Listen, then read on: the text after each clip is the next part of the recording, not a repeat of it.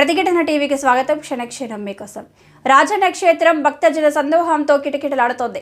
ఉదయం నుంచే రాజన్న దర్శనం కోసం భక్తులు భారీగా చేరుకున్నారు. స్వామివారిని దర్శించుకునేందుకు ఆదివారమే రాత్రికి భక్తులు క్షేత్రానికి చేరుకొని సోమవారం ఉదయం స్నానాలు ఆచరించి ఆలయానికి చేరుకున్నారు.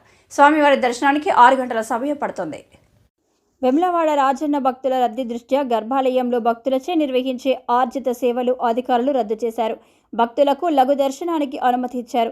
సమ్మక్క సారలమ్మ జాతర ఇదే నెలలో ఉన్న సంగతి తెలిసిందే. అయితే సమ్మక్క సారలమ్మ జాతరలకు వెళ్లే ముందు మొదటగా వేములవాడ రాజన్న క్షేత్రానికి రావడం ఆనవాయితీ.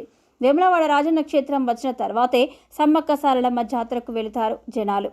ఈ తరుణంలోనే జనవరి మాసం నుంచి వేములవాడ రాజన్న క్షేత్రానికి భక్తులు విపరీతంగా వస్తున్నారు.